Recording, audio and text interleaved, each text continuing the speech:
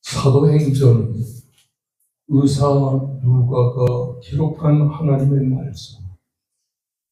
언제가 여러 번에 말씀드렸지만은 의사로서 그리스도를 영접한 누가는 누가복음과 사도행전을 저술한 사람인 것입니다.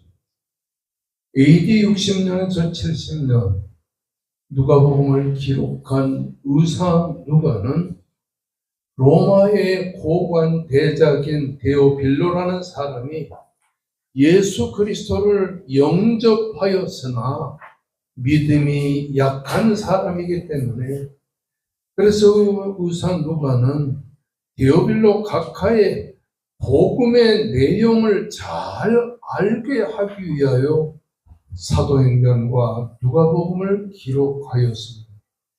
당시에 예루살렘에서 시작된 복음은 온 유대와 사마리아와 땅 끝까지로 퍼져가면서 로마 제국의 전 지역에 예수의 복음이 전파되었습니다. 의사 누가는 당시에 로마 제국의 고관으로 복음을 받아들였던 데오빌로에게 기독교 신앙의 복음을 체계적으로 알리기 위해 사도행전을 기술하게 된 것입니다. 특히나 사도행전은 모두 28장으로 되어 있는데 사도행전의 전반부와 사도행전의 후반부는 아닙니다. 사도행전의 전반부는 사도행전 1장에서 12장까지, 사도행전의 후반부는 13절에서 13장에서 28장까지로 되어 있는데, 사도행전의 전반부는 예수님의 수제자인 베드로가 기록해서, 그리고 베드로를 중심으로 한 신앙의 발자취, 베드로가 어떻게 초대 교회를 부흥시켰는가를 그 과정을 기술하고 있고, 사도행전 후반부인 13장에서 28장까지는 사도 바울이 그 중심으로 한 복음이 어떻게 예루살렘을 떠나서 이방 나라로 전파되었는가를 기록하고 있는 것입니다.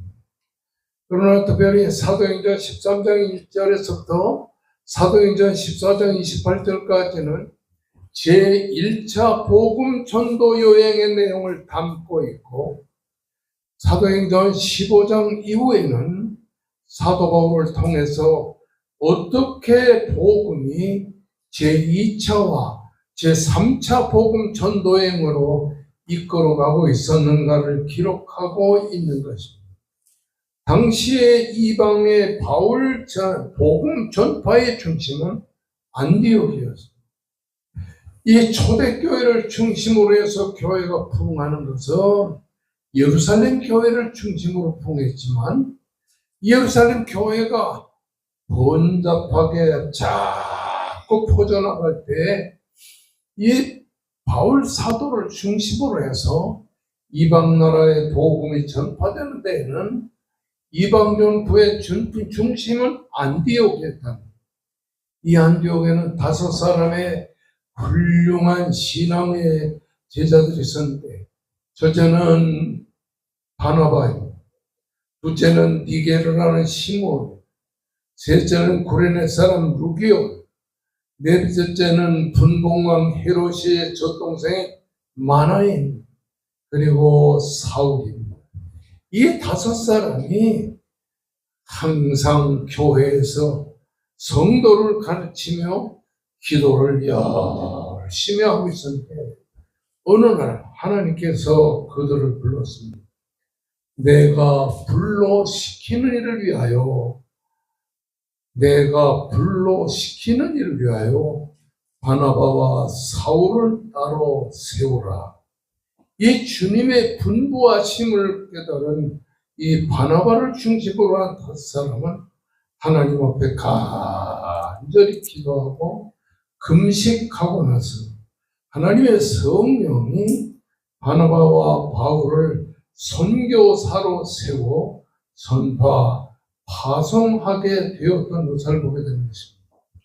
이렇게 하여 성령의 보내심을 받은 그들은 실루키아와 구브로와 살라미에 이르는 그곳에서 하나님의 말씀을 전하고 바보에서 총독 서기오 바울에게 그리스도의 복음을 증거하게 되는 것을 보게 되는 것입니다.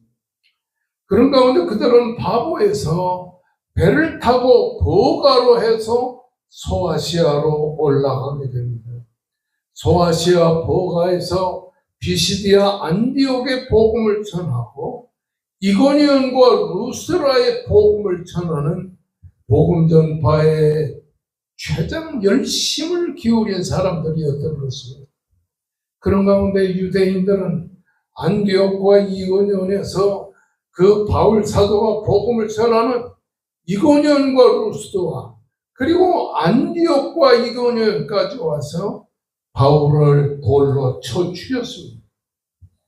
바울은 목숨이 다 끊어진 가운데서 그 돌에 맞은 바울 사도가 쓰러져 있을 때 유대인들이 그 바울을 툭툭 쳐보니까 죽었다는 거예요.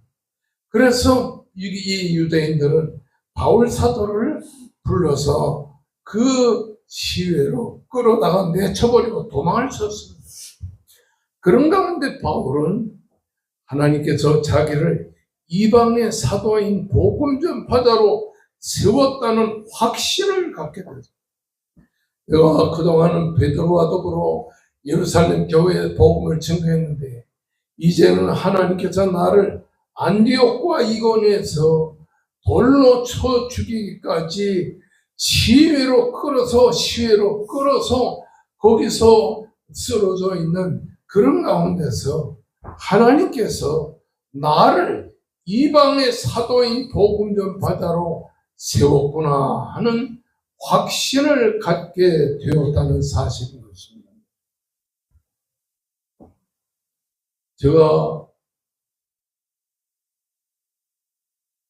교회를 개척해서 41년 동안 이 왕성교회를 목회를 하고 41년이 지나서 이제 교회를 그만두고 부임자에게 물려주고서는 하나님 앞에 간절히 기도하는데 하나님의 마음속에 무슨 생각을 주냐니 길목사야 이제는 큰 교회도 해봤고 이제는 총회장도 해봤고 이제는 내가 한국 기독교 청년협회 대표회장도 해봤고 내가 이 왕성교회뿐만 아니라 총신의 운영이사장도 그리고 여기서 조금 올라가게 되면 이 아시아 연합신학교회 이사장도 해봤고 그리고 총신의 그 총장도 해보고 그리고 갈빈 신학대학교회 이사장도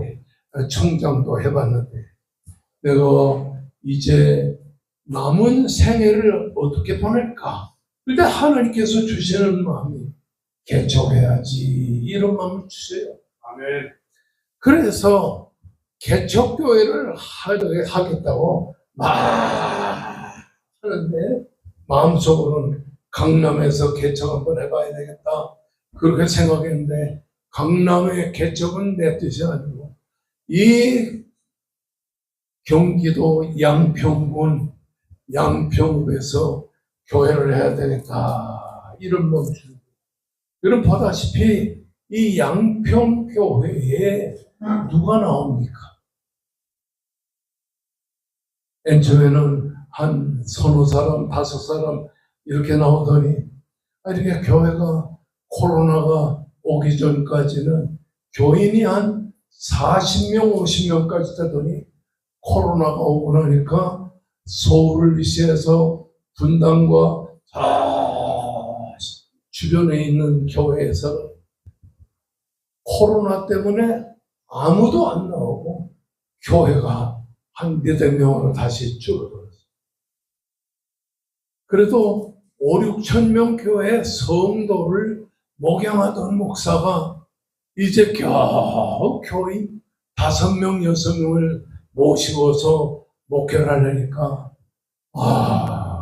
목회가 안 되는 거예요. 그런데 하나님께서 어떤 마음을 주시냐니, 길 목사야, 걱정하지 말고 이 수십 명의 성도들이 모이는 시골 교회에서 목회하라, 이런 확신을 주니까 교인은 적어도 용기가 생기는 거예요. 주일날 원성교회는 수천 명이 1부, 2부, 3부, 4부 예배, 그리고 저녁 예배도 2번이나 드렸는데, 그런 교회에서 예배를 드리다가 이 백합천은 교회 와서 교인들이 이제 겨우 20, 30명 모이는 교인들과 함께 설교하고 하려니까 힘들더라고요. 근데 문제는 뭐냐니, 하나님께서 마음속에 확신을 주시고 여기서 내가 목회를 하라, 이런 확신 속에서 하나님 주시니까 용기가 생기는 거예요. 그 수천 명의 교회, 작년만 한 2만 명의 주일학교와 청년들 한 2만 명 됐는데, 그 많은 교인들과 목회하던 제가 이제 이 20, 30명 모이는 교회로 전락한 그 조그마한 교회에서 목회하려니까 확신이 없어서는 안 되겠다는 말씀이었어요. 바울 사도도 그 예루살렘 교회가 3만 명 이상 모이는 교회였는데, 거기서 베드로를 위시해서 요한과 야고보와 함께 수만 명을 모시고서 목회를 하던 바울 사도가 이제 이방의 사도 노릇을 한다게 되니까 참 목회가 힘들었죠. 그런데 성경에 보면 사도행전 13장 43절에 보면 46절에 보면 우리가 이방인에게로 향하노라. 바울 사도는 유대인에게 복음을 증거하는 수만 명의 교회 목사가 아니라 이제 이 예루살렘 교회를 중심으로 한 이 이방의 그 유대인의 교회에서 이제는 이방의 교회로 향하여 이방인에게 복음을 증거하겠다는 이런 마음이 꽉 생기게 됐어요. 그런가 하면 사도행전 23장 46절을 7절에 보면 내가 너희를 이방인에게 사도로 삼아 땅끝까지 구원하리라. 사도행전 15장 7절의 말씀에 보면 하나님이 이방인들로 내 입에서 복음의 말씀을 들어 믿게 하려고 오래전부터 너에게 택하셨느니라. 사도행전 15장 17절의 말씀 보면 모든 이방인들로 주를 찾게 하려 함이라. 이렇게 사도행전 13장에서 15장까지를 보게 되면 이방인에게 복음을 증거하겠다는 바울 사도의 그 간절한 마음이 들고 확신에 서니까 소수의 이방인들에게도 그리스도의 복음을 증거하는데 용기가 생기고 힘이 생겼다고 하는 사실인 것입니다. 유대인들은 이렇게 이방인에게 복음을 전파하는 바울 사도를 이끌어서 저 사람은 연병이야 이러면서 죽이려 했습니다. 대제사장 아나니아를 싫어해서 유대인들, 그리고 사두개인들, 바리새인들, 서기관들이 이 바울 사도를 죽이려고 합력하게 되는 것을 우리는 성경에서 보게 됩니다. 사두개인과 바리새인은 같은 유대인이지만은 전혀 신앙이 같지 않아요. 사두개인들은 부활을 믿지 않았어요. 천사를 믿지 않았어요. 마귀를 믿지 않았어요. 영을 믿지 않았어요. 그런데 이 사두개인들은 구체적인 집단으로 두각을 나타낸 것은 하스모니안 시대로부터 순수 유대교 집단을 고수하면서 이방인 요새에게 배타적인 이런 자세를 가졌습니다. 모세 오경인 정경만을 인정하고 부활과 영적인 세계와 천사와 마귀를 불신하는 이런 사두개인, 그들은 현실적인 이런 신앙만 가지고 있었던 사실. 그런데 이런 사두개인은 현실적인 사람이야. 로마 군대와 더불어 협착하는 이런 사람들이었지만, 바리새인들은 사두개인과는 달리 모세오경에도 그리고 각종 구전과 전승과 정경을 취급했던 것을 보게 됩니다. 사두개인과는 다르게 이 바리새인들은 부활을 믿었어요. 내세를 믿었어요. 천사를 믿었어요. 마귀를 믿었어요. 그들은 로마의 적대적인 감정을 가지고 로마 백성들에게 이스라엘을 거기서 해방시키기 위하여 로마의 지배로부터 벗어나려고 했어요. 그러니까 이스라엘 안에는 대제사장이 있었고 서기관이 있었고 그리고 사두개인이 있었고 바리새인이 있었고, 그들을 따라서 교회로 나가는 많은 유대인들이 있었어요. 그들은 서로 신분이 다르고 그리고 계급이 다르고 지혜가 다르고 모든 것이 다르지만, 사도 바울 사도를 죽이려고 하는 데는 마음을 합심했어요. 사두개인도 바울을 죽이려 하죠. 대제사장도 바울을 죽이려 하죠. 그리고 서기관도 바리새인도 유대인도 다 합심합력해서 바울을 죽이려고 했어요. 그렇게 되니까 이 유대인들은 먹지도 않고 마시지도 않고, 바울이 죽기 전에는 우리는 먹지도 않고 마시지도 않겠다, 한 40여 명의 유대인들이 결심을 하고 바울을 죽이기에 전념을 했던 것을 보게 되는 것입니다.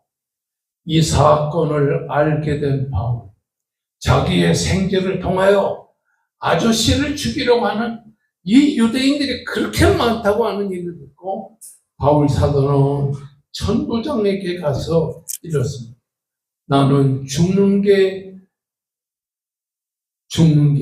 어렵지 않습니다. 그렇지만 유대인 중에 죄 없는 나를 죽이려 하는 사람이 40명이 먹지도 않고 마시지도 않고 나를 죽이려 합니다. 그러더니 천부장이 두 백부장을 불러가지고 200명의 보병, 70명의 기병, 200명의 창병을 시켜서 470명의 군사로 밤중에 바울 사도를 예루살렘에서 가이사라로 이렇게 이송하게 되었습니다. 천부장 벨릭스는 바울에게서 돈을 받지 않겠는가, 그래서 돈을 받기를 바라는 마음으로 바울 사도를 돌아봐 줍니다. 그 뒤를 이어 천부장이 된 보르기오 베스토라는 사람은 잔인하고 음탕한 사람으로 유대인의 마음을 얻기 위하여 대제사장과 바리새인과 사두개인과 서기관들을 포함한 유대인들의 편에 서서 그들과 협력하면서 지내게 되었던 것입니다. 이런 상황에서 유대인들은 당파를 조직하고 바울 사도를 죽이기 위해서 그 바울을 이 로마의 법에 고소하고 이 바울을 매복했다가 죽이려 하는 이런 마음을 가지고 있었던 것입니다. 이것이 사도행전 15장에서 사도행전 25장까지의 내용에 쫙 기록된 것입니다. 근데 오늘 본문의 말씀을 보면 사도행전 23장 11절의 말씀을 보면 바울은 이런 상황을 두고 이렇게 기록했어요. 그날 밤에 주께서 바울 곁에 서서 이르시되 담대하라. 내가 예루살렘에서 나의 일을 증거한 것과 같이 로마에서도 증거하여야 하리라. 하나님께서, 주님께서, 예수님께서 그 바울이 위기에 직면해서 어려움 속에서 시달리고 있을 때 그날 밤에 주께서 바울 곁에 서서 말씀하셨습니다. 바울아, 담대하라. 내가 예루살렘에서 나의 일을 증거한 것과 같이 로마에서도 증거하여야 하리라. 아멘. 바울의 생명이 이제 언제 죽을지 알 수 없는 절박한 생명이 위기에 처해 그날 밤에 주께서, 예수님께서 바울의 곁에 서서 말씀하셨어요. 그래서 제가 제목을 삼는데 바울 곁에 서신 주님, 곁에 서신 주님. 그 곁에 서셨다고 하는 말이 무슨 말이냐면 성령이라는 말과 같은 의미가 있어요. 곁에 서서라는 말은 한마디로 이 성령을 의미하는 의미가 있다고 하는 사실. 오늘 위기에 직면하고 어려움 속에 직면해 있어도 하나님은 여러분과 저의 곁에 서서 지켜주신다는 사실을 기억하시기를 주의 이름으로 축원합니다. 아멘. 여기서 우리는 두 가지 교훈을 배우게 되는 첫째로 교훈은 뭐냐? 담대하라.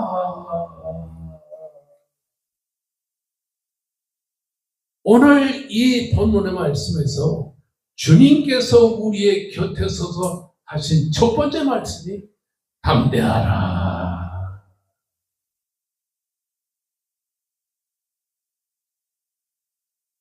오늘 우리가 어떻게 세상을 살 것인가? 담대하게 살아야 된다는 사실입니다. 아멘.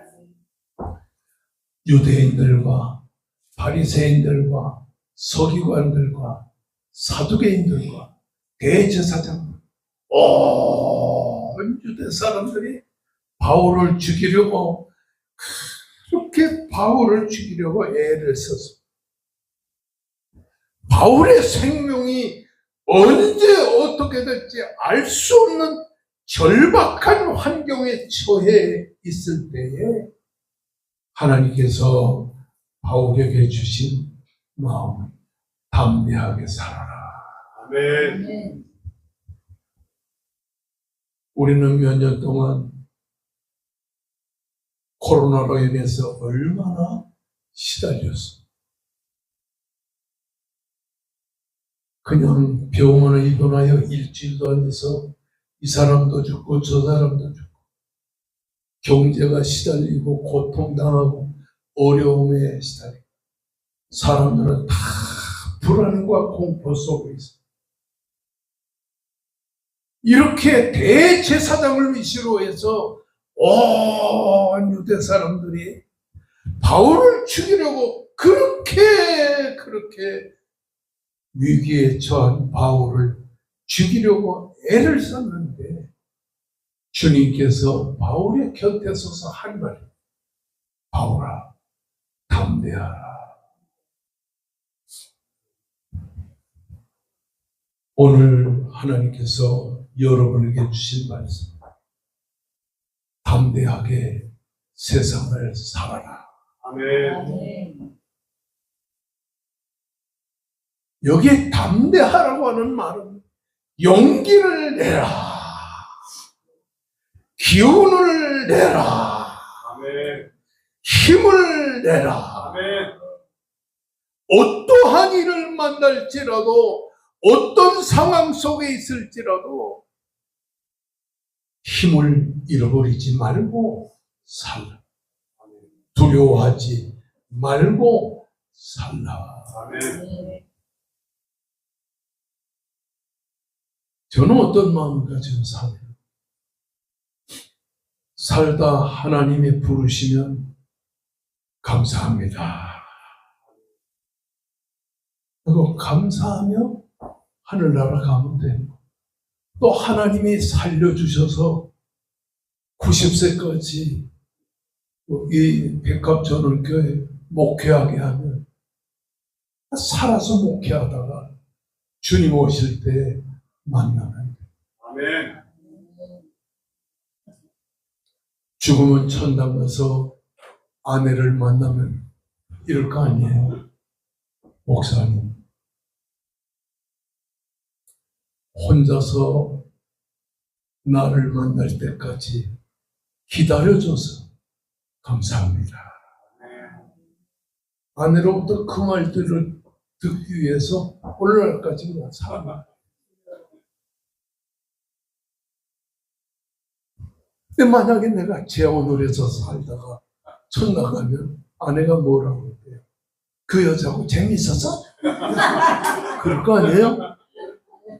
그러니까 마음속에 내가 그 여자하고 재밌어서 이런 말 듣는 것보다는 아내를 기다리면서 천당 갈 때까지 혼자 살아야 돼. 용기를 내고 살아야 돼. 아멘. 기운을 내고 살아야 되겠다. 절대로 사람을 두려워하지 말고 살아야 되겠다. 아멘. 어떤 상황 속에서도 힘을 잃어버리지 말고 살아야 되겠다. 아멘. 여러분 오늘 바울 사도에게 하나님이 주신 말씀, 예수님이 주신 말씀, 담대하라. 용기를 내고 살아라. 힘을 내고 살아라. 기운을 차리고 살아라. 어떤 상황에서도 힘을 잃지 말아라.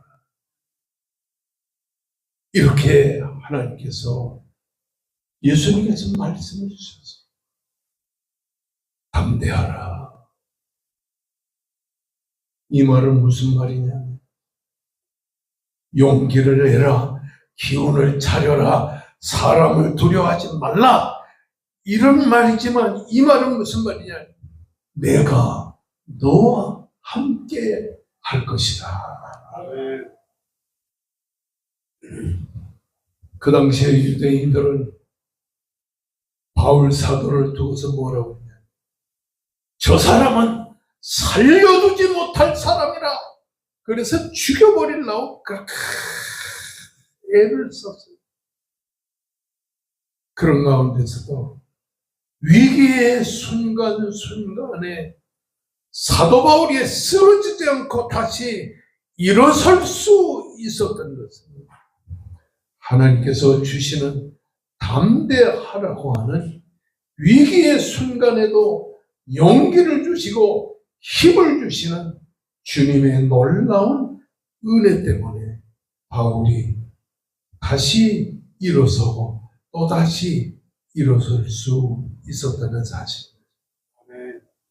사도행전 22장 25절 말씀 보면 천부장이 바울 사도를 이렇게 바울 사도를 가죽줄로 묶고 그리고 때리는데 얼마나 그 가죽줄이 아픈지요. 그 가죽줄로 한번 치면은 그냥 살점이 뚝뚝뚝뚝뚝뚝. 이런 위기의 순간에 절박한 환경 속에서 바울 사도가 다시 일어설 수 있었던 것은 주님께서 그에게 용기를 주셨기 때문이라는 사실입니다. 우리가 세상을 살다 보면 힘을 잃을 때가 많아요. 용기를 잃어버릴 때가 많아요. 사람을 두려워할 때가 많아요. 그래서 바울은 사도행전 22장 25절에 이 천부장에게 말했어요. 아니, 로마 시민 된 자를 죄도 정하지 아니하고 채찍질을 할 수 있느냐? 그러니까 천자에 깜짝 놀랐어요. 나는 돈을 많이 주고 내가 로마 시민 되었는데 너는 언제부터 로마 시민이 되었냐? 저는 태어날 때부터 로마 시민이 되었어요. 그래서 천부장이 그때부터 바울 사도를 두려워했어요. 아, 나는 돈 주고 샀는데 저 사람은 태어날 때부터 천부장이구나. 로마 시민이요. 성도 여러분, 어떤 환경과 처지에 있어 여러분 용기를 잃어버리지 마시기를 바랍니다. 아멘. 힘을 잃어버리지 마시기를 바라요. 아멘. 내 주변에서 나를 해하려고 하는 많은 사람이 있어도 여러분 사람을 두려워하지 마시기를 바랍니다. 아멘. 두 번째로 주님은 바울의 곁에 서서 우리는 아직도 할 일이 남아있다는 것을 알려주었습니다. 거기서 바울에게 뭐라고 그랬냐면 네가 예루살렘에서 나이를 증언한 것 같이 로마에서도 증언하리라 하리라. 내가 지난날 예루살렘에서 핍박과 고난을 당하면서도 복음의 증거자가 된 것처럼 앞으로는 로마에 가서 복음 전파자가 되라 하리라. 아직도 우리에게는 남아있는 일이 있다는 것을 이 바울에게 예수님께서 말씀해 주셨다는 사실입니다.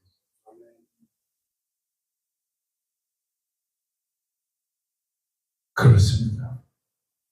어떤 일을 당해도 담대하지 않고 예루살렘에서 복음을 증거한 것처럼 로마에서도 복음을 증거하리라. 아직도 너에게는 할 일이 있다.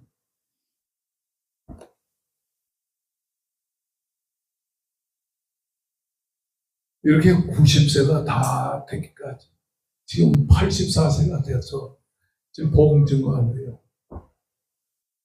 설교 준비하는 게 참 쉽지 않아요. 설교 준비하는 게 쉽지 않아요. 저는 60년 동안 목회하면서 한 번도 내가 재탕 설교를 해본 적이 없어요. 이번 주일에도 설교 준비를 하기 위해서 사도행전 13장에서도 시작해서 사도행전 25장까지를 매번 읽으면서 주석도 찾아보고 기도도 하면서 내게 주신 하나님의 말씀입니다. 우리의 성도들이 이 세상을 살면서 얼마나 두려움에 떨 때가 많은가. 힘을 잃어버리고 용기를 잃어버리고 기운을 잃어버리고 사람을 두려워할 때가 얼마나 많은가. 돈 떨어져서 두려워할 때가 얼마나. 성경을 보면서 보니까 두려워하지 마라. 담대하라. 이 말씀을 주셔야 되겠다는 그 말씀을 가지고 지난 며칠 동안 간절히 기도를 했어요. 성도 여러분, 하나님이 오늘 본문의 말씀을 통해서 주시는 교훈은 용기를 잃어버리지 마라. 힘을 잃어버리지 마라. 아직도 백합전원교회 성도들은 할 일이 남아있다. 아멘. 언제 죽을 것인가 생각하지 마라. 아직도 할 일이 남아있다. 아멘. 성도 여러분, 온 주변에 유대인들이 당을 짓고 그렇게 바울을 죽이려고 애를 썼지만 그런 죽음의 순간이 점점 다가와도 담대하라. 용기를 내라. 기운을 차라. 사람을 두려워하지 마라. 우리 백합 전원교회 성도들에게 할 일이 남아 있다고 이파는 말씀이 강조하고 있는 것입니다. 따라하시다. 할 일이 남아 있다. 할 일이 남아있다. 담대하라. 담대하라. 두려워하지 마라. 두려워하지 마라. 용기를 내라. 용기를 내라. 다 같이 우리 큰 목소리로 하나님 앞에 간절히 기도할 때 하나님께 주여라고 기도하면서 간구하시기를 바랍니다. 주여라고 기도하면서 우리 임종훈 목사님 네 분에게 건강의 역사를 허락하시고 또 우리 정 권사님에게 완전한 건강의 회복을 허락해 주옵소서. 권 집사님에게 온전한 건강을 허락해 주옵소서. 그리고 우리 조병철 목사님 네 분과 김 목사